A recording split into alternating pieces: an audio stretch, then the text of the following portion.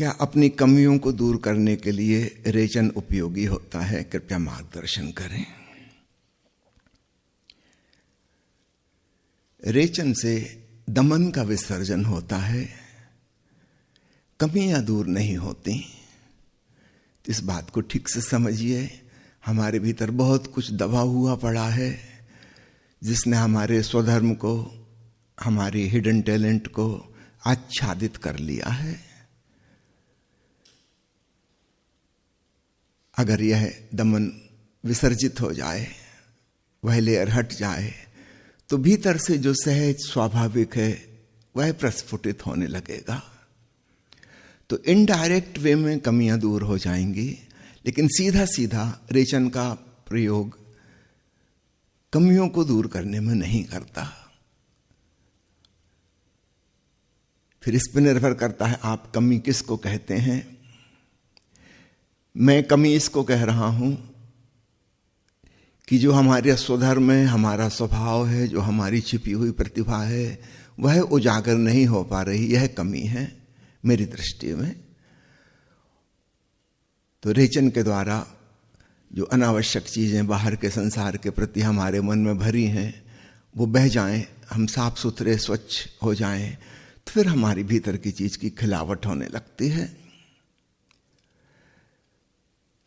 यदि कमी से आपका तात्पर्य कुछ और है, उदाहरण के लिए कुछ लोग सोचते हैं कि क्रोध करना उनका वीक पॉइंट है, कमजोरी है, ये कमी है। अगर ऐसा सोचते हैं आप, तो निश्चित रूप से दमित क्रोध का विसर्जन हो जाना भी उस कमी को दूर करेगा। लेकिन क्रोध के कई प्रकार हैं, सिर्फ दमन ही एक रूप नहीं है। दमित क्रोध तो पास्ट से, अतीत से संबंधित है। पहले कोई घटना घटी थी, हमको गुस्सा आया था लेकिन हम प्रकट नहीं कर पाए पूरा, वो छुपा हुआ भीतर हमारे दबा पड़ा है।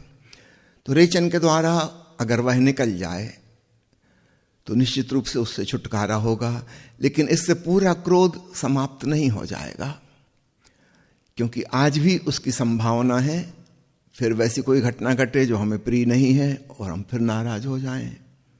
भविष्य में भी संभावना है, वो समाप्त नहीं हो गई। तो पुरानी धूल धमास जड़ गई, एक प्रकार का मनो स्नान हो गया। लेकिन अगर अभी वर्तमान के क्षण में क्रोध जन्मता है और उसे समाप्त करना है, तो उसका उपाय दूसरा होगा। वर्तमान के क्षण में जागें, सचेत बने।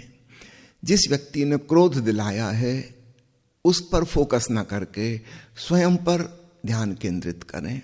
जिसको क्रोध आ रहा है, मेरे भीतर क्या हो रहा है, मैं यह जानूं। दूसरा उपाय है, जो रिएक्शन आ रहा है उसको थोड़ा पोस्टपोन कर दें, ताकि हमको सजग होने का मौका मिल जाए। क्योंकि क्रोध के उस क्षण में हम आवेश में हैं, उत्तेजना में हैं, हमारी सजगता बहुत कम हो गई, हम काफी मूर्छा के घेरे में हैं। यदि हम इसको पोस्टपोन कर सकें, किस व्यक्ति को हम कल जवाब देंगे कि अगले हफ्ते बात करेंगे इस मुद्दे पे, अभी तुरंत कोई बात नहीं करेंगे, वहां से दूर हट जाएं, अगर ऐसा संभव है तो इससे काफी लाभ होगा। बीच में जो समय आया उसमें उत्तेजना विदा हो जाएगी। उस समय मूर्छा ने जैसा घेरा था वो कुछ देर में कम हो जाएगी, वो ज्यादा देर नहीं रह सकती। कोई भी लहर जो उठी है वो गिरेगी। तो क्रोध की जो लहर उठी थी वो उठी नहीं रहेगी, एक लिमिट है उसकी, वो गिरना शुरू हो जाएगी।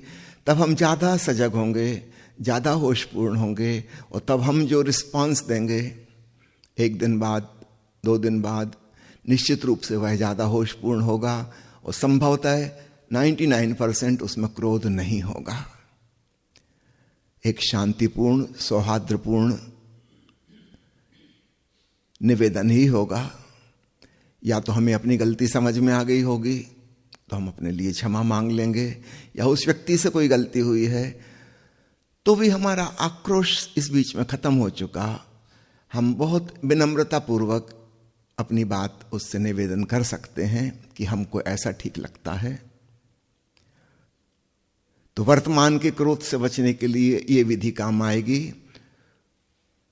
या तो उसको स्थगित कर दें, पोस्टपोन कर दें, या अगर तुरंत ही सजग हो सकते हैं तो आप पाएंगे तुरंत ही क्रोध समाप्त हो गया। आप अपने प्रति होश से भरें, दूसरे ने क्या किया या कहा है वह बात गौण है, मेरे भीतर आग जल रही है यह बात प्रमुख है, मैं अपने पे ध्यान ले जाऊं। तो ये दो उपाय काम आएंगे। फिर भी भविष्य में संभावना है, न जाने कब क्या हो ऐसा कि हम फिर आग बबूला हो जाएं, उसमें भी रेचन काम नहीं आएगा। उसमें एक दूसरी विधि काम आएगी, हम ज्यादा से ज्यादा क्रिएटिव बने, सृजनात्मक बने, क्योंकि क्रोध हमारी जीवन ऊर्जा का विध्वंसात्मक, हिंसात्मक उपयोग है, कहना चाहिए दुरुपयोग है। हम दूसरे को हानि पहुंचाना चाहते हैं। यदि हम सृजनशील हो जाएं, क्रिएटिव हो जाएं, तो हमने अपनी जीवन ऊर्जा को एक नई दिशा पकड़ा दी, हम कुछ बेहतर करने में लग गए जिसमें हमको आनंद आता है, रस आता है। तब संभावना आगे की क्षीण हो जाएगी, क्योंकि ऊर्जा तो वही है। यदि हम क्रिएशन में उपयोग कर रहे हैं तो फिर डिस्ट्रक्शन में नहीं जाएगी। यदि हम कुछ भी क्रिएटिव नहीं करते हैं तो फिर वो ऊर्जा क्या करेगी? नेचुरली फिर वो डिस्ट्रक्शन में जाएगी। अगर हम भलाई नहीं करेंगे तो फिर बुराई होगी। जीवन शक्ति का नाम है, वो कुछ तो करेगी। तो भविष्य की संभावना से बचने का उपाय है, अपनी कमी को दूर करने के लिए, कि हम पहले से ही अपनी जीवन ऊर्जा को एक दिशा दे दें जो हमें प्रिय है, जिसको हम सत्यम शिवम सुंदरम समझते हैं, जो हमें सच्चित आनंद की तरफ ले जाएगी, हम उसमें संलग्न हो जाएं। ऐसा व्यक्ति जो रस विभोर होकर अपना जीवन आनंद पूर्वक जी रहा है, फिर वो परवाह नहीं करता। जीवन में घटनाएं तो वैसी फिर भी घटेंगी, दूसरे लोग तो जैसा उनका करना था वैसे ही करेंगे, लेकिन हमारे लिए वो बात बहुत निर्मूल्य हो जाएगी, उसकी कोई कीमत नहीं। हम अपनी शांति और आनंद, दूसरे की गलती के कारण हम अपनी शांति और आनंद को भंग नहीं होने देंगे। तो भविष्य से बचने की प्रिवेंटिव मेजर जो है वो ये है कि हम पहले से ही क्रिएटिव हो जाएं। और ऐसा हर व्यक्ति के अंदर कुछ ना कुछ है जिसमें उसको बड़ा रस आता है, आप वह कार्य करें। कम से कम 24 घंटे में से 1 घंटा 2 घंटा किसी को संगीत में रस है, गाने में रस है, नृत्य करने में रस है, कि पेंटिंग बनाने में, कि कविता लिखने में, या कुछ और, किसी को पैदल चलने का शौक है, किसी को स्नान करने का शौक है, कुछ आपकी खास शौक होंगे जरूर, नहीं हो तो कुछ निर्मित करके देखिए। घंटा 2 घंटा रोज आप उसमें अपनी ऊर्जा को डालेंगे। किसी को खेलने का शौक है, फुटबॉल की, क्रिकेट या कुछ और, आप खेलिए। आप पाएंगे अब आपकी क्रोध की संभावना बहुत कम हो गई, बहुत कम हो गई। आप अपनी जिंदगी का मजा ले रहे हैं। छोटी मोटी बातें आपके लिए अब गौण सेकेंडरी बातें हो गई, वो कोई प्राइमरी मुद्दे ना रहे। और जब हम अपने जीवन का रस नहीं ले रहे, आनंद नहीं ले रहे, तो वो छोटी छोटी बातें हमको बहुत बड़ी लगती हैं।